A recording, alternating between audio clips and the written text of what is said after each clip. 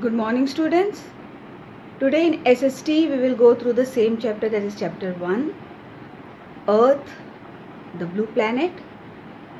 I have already told you that the Earth, there is 71% of water and 29% of land. So we have talked about continent. Now specifically with each continent I'll explain you in detail about Asia, Africa, North America, South America, Europe and all that. We will go through it in detail.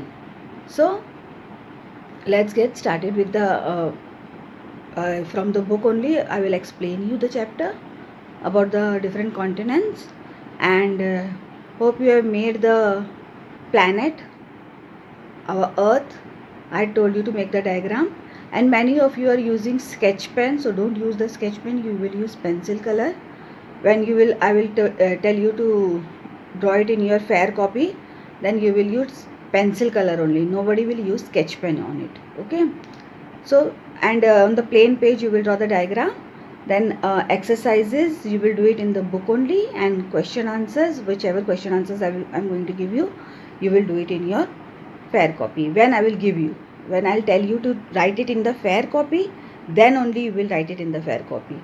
Otherwise you will do it in your rough only. Whatever work I'm giving you, you will do it in your rough copy only. When I will tell you that now you will do it in your fair copy, you make your fair copy, then you will make it. And students, buy your SST book. Your SST book, it is the name is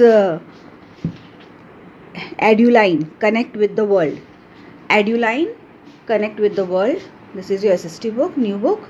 So all should have this new book, so that you can easily understand what I'm explaining you, how I'm explaining you the chapter, and even you can do the exercise then easily. Okay, so let's get started with the different continents. Now students, as I have told you about the continents, so these are the I have already told you how many continents we have. So there are 7 continents: Asia, Africa, Antarctica, Australia, Europe, North America and South America. And we have a great variety of physical features. They are like forest, mountain, desert, plains, rivers and lakes. So today we are going to talk about Asia, Africa and North America. 3 continents we'll talk about. So first one is Asia. Now students, Asia is the largest and the most diversified of the 7 continents in terms of physical features, climatic variation and even cultural profile. Means it is a mix up of many culture, Asia. Okay, and although Asia is only 30% of the Earth's total land area, means from all the other percentage, 30% is in Asia, the land part. So and it is a home to 60% of the world's total population. Though it has 30% land area, but the population here is from the world 60%. Yani many people live over here. It is surrounded by the Pacific Ocean in the east, that is Pacific Ocean in the east, the Indian Ocean in the south and the Arctic Ocean in the north. So it is surrounded with it. Then Asia's climate is mostly tropical. It is tropical climate. It has rich physical features, including the Himalaya. Physical features means what? That mountain, forest, river and all. So the Himalayas are there. The tallest mountain range in the world is there. The Gobi Desert in China, the coldest desert in the world, and the Thar Desert in India, the one of the hottest desert in the world. Both are in Asia only. Coldest desert also and hottest desert also. Okay, so we have talked about Asia. Now we come to Africa. Africa is the second largest continent. It occupies almost 20.4% of the Earth's total land area. Understood?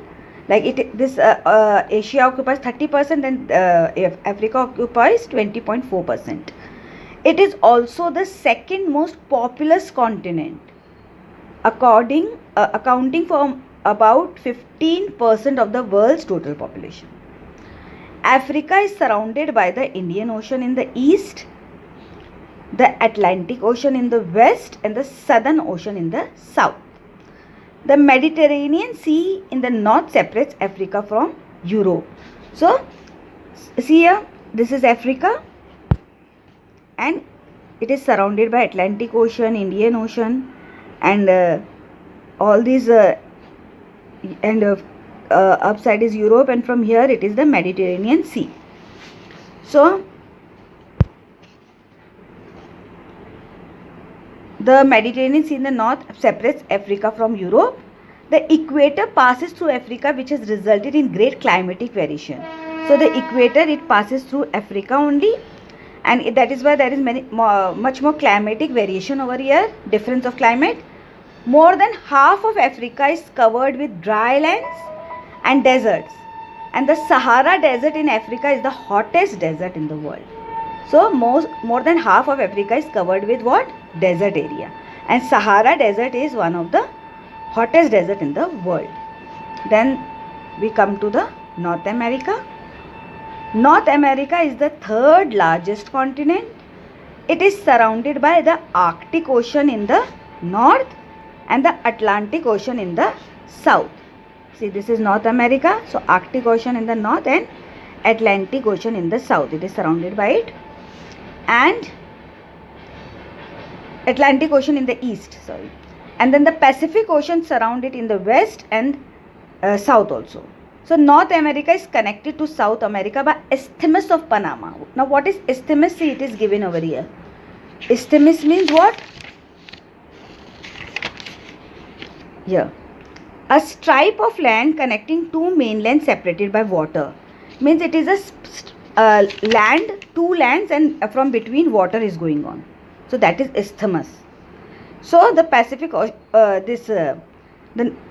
the Pacific Ocean surrounded in the west and south, and North America is connected to South America by Isthmus of Panama. This area, this small area you see, it is water. So North America and South America, it is connected by Isthmus of Panama. And North America has a large number of mountain ranges and waterfalls also, such as the Appalachians and the Rockies and the Niagara Fall, and its great plains are drained by many rivers and lakes. So students, today we have talked about 3 continents. Then we will go on Monday we will talk about more other continents. So today we have talked about Asia, Africa and North America. Now student, one more thing, you will buy a world map. Okay, world map, not Indian map, world map. See, this is the world map where all the continents and ocean are given, and you will, the same way you will mark the continents of the world and the oceans of the world, and the color like it is used, and with pencil color you will use. Okay, so one thing you will do it, you will buy a map and you will mark the continents and oceans of the world in it. Same here, like this. Okay, thank you.